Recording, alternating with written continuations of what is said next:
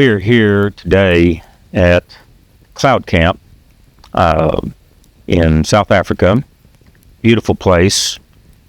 Arrived here 6 or 7 days ago with my good friend Joseph of JWK Safaris. The first day we came in and we're driving around, and that's when I became struck with the vastness of this place.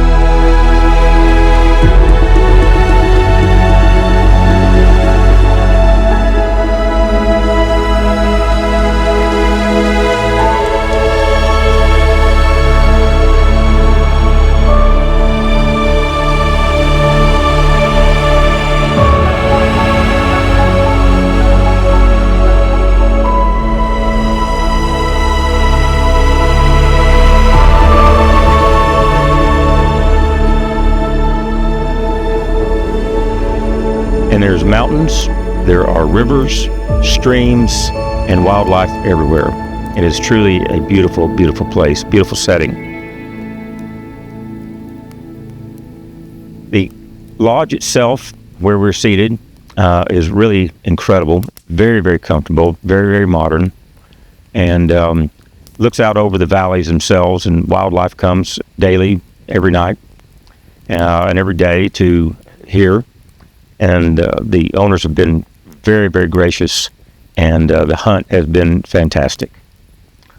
First day, once we got the rifle sighted in, and for the first time in my life, shot something larger than a 30-06. It was a .416 Rigby.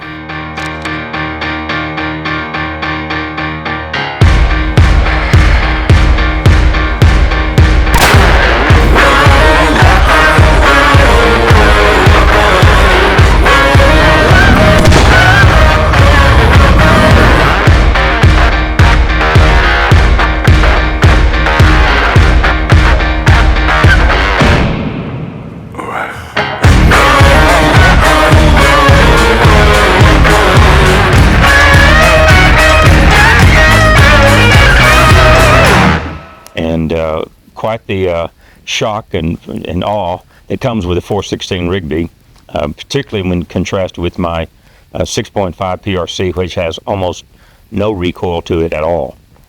But that was necessary for the Cape Buffalo, which was really the primary reason that I came back to Africa. It's rare that I go back to places to hunt. This is my third trip to Africa, and by far the best hunt that I've done. It started off sort of inauspicious as we were driving around, got to the area called the Overlook, where we had hoped to see a wide variety of game. What we saw was a troop of baboons about 300 yards away, and from the perch up on top of the Overlook, looking down like that, we spooked the baboons, but one big male got strolled behind and decided to go ahead and take a shot.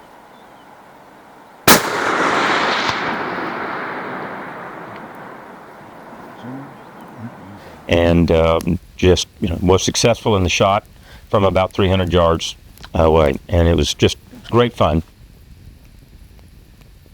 and a beautiful setting overlooking the river and along the waterfront itself.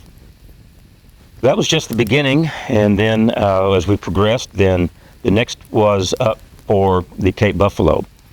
These animals are everywhere. They're very hard to see. They're very hard to find unless they come out into the road or come to the salt licks or the river. And so the hunting is very, very challenging. But we were fortunate to come around the corner, and there was 3 big Cape Buffalo just hanging out around a salt lick itself. And one of them looked particularly impressive. So we studied it, and then we backed up about 500 yards and then walked down and got set up for the shot.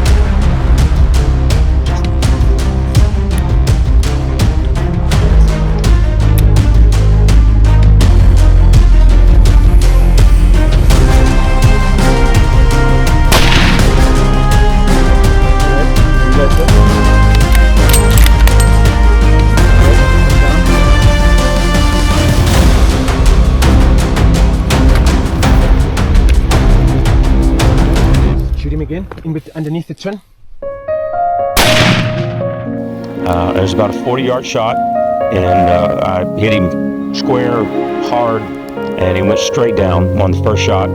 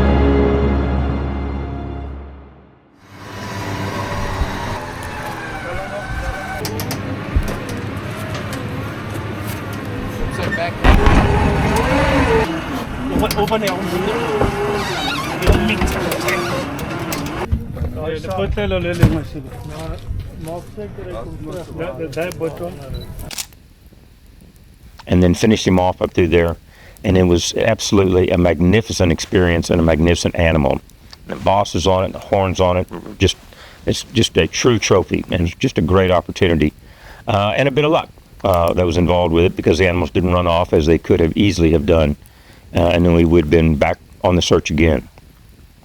As the days have progressed, then the hunting has gotten more diverse and interesting, with a great opportunity at a very large zebra that was hit and then wounded, but tracked down by Samson and Yanni, and then finished off there in like a beautiful rug like that, and then on to a black impala, a very unique looking impala, and it's the product of a recessive gene in the regular impala, where both the male and the female have the same recessive gene, and then they throw off the black colored impalas. And this one was a very nice. It gave us quite a run for our money as we finally got him.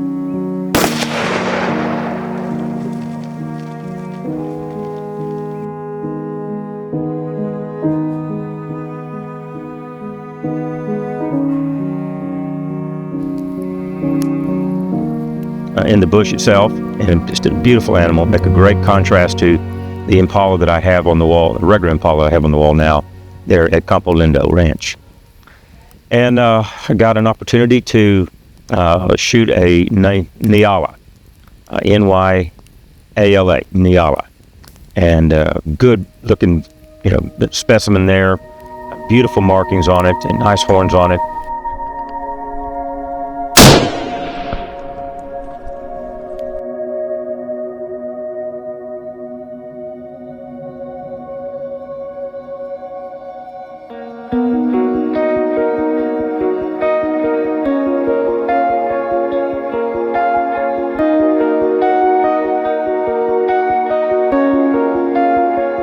And that was the third of the Grand Slam, the Spiral Grand Slam. Previously, I hunted in Africa the eland and the kudu. The remaining two spiral horned animals to hunt in the Grand Slam is the nyala and the bushbuck. So now, checked off number 3 on the nyala. Beautiful animal like that. And then I had an opportunity at Clip Springer, but just didn't make the shot, so that just didn't happen. But that was okay. That wasn't what I came here for.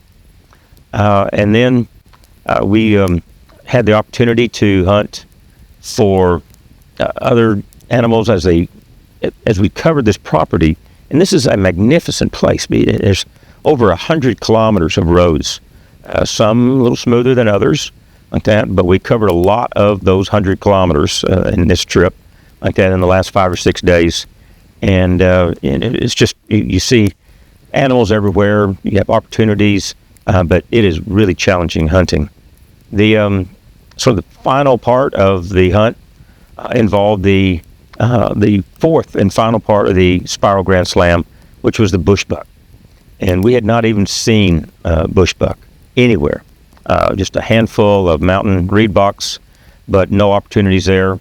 And as we climbed up through the mountains, searching, looking, you'd go from very, very thick terrain to open country, almost like being above timberline, above tree line, and did wide open parts of the country and 50-mile views, just magnificent. Rivers and springs and water and everywhere. And it's just been a great year for rain, so everything's very, very thick. We also, on that morning of the bush buck, got the opportunity to go fishing in the river here.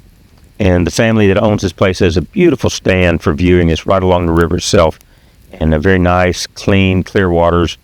And caught my very first yellowfish.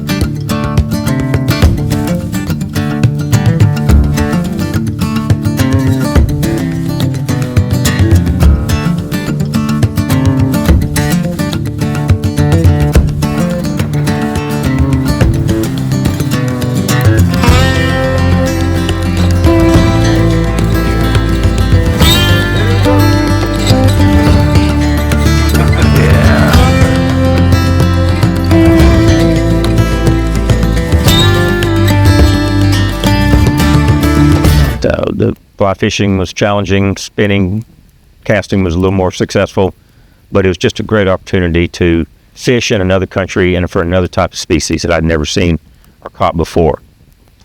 We then took a walk along the river itself and just came to a small opening, and Jono saw the bush buck deep, deep, deep into the bush itself.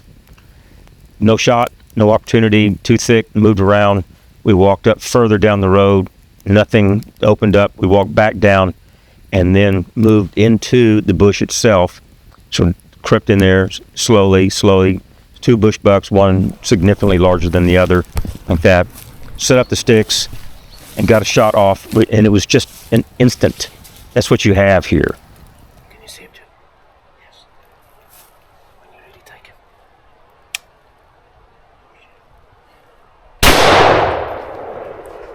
Hit him.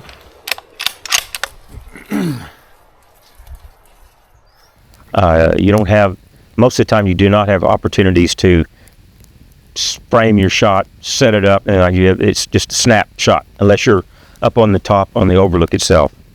And but I did get the opportunity then for the bush buck, and I dropped him right there. Of course, then my friends played a little joke on me. Get ready, Mr. Ewbank, if you can come here. Slowly, don't hurt yourself.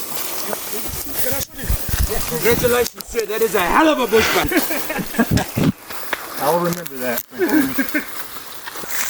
Yes, thank you.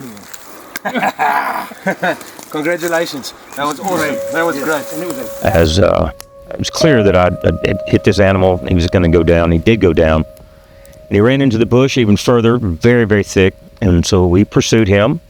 And as I was a little bit behind the trackers, and all of a sudden they started yelling, get up here, run, run, run.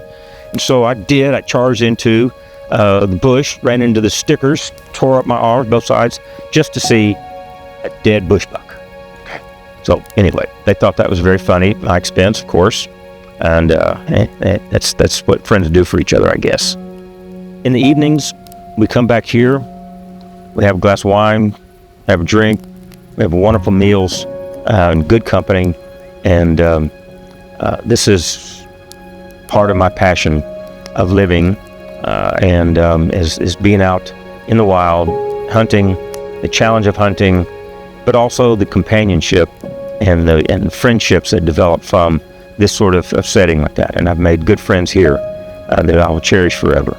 So, been a great hunt, and I hope that everybody enjoys the video.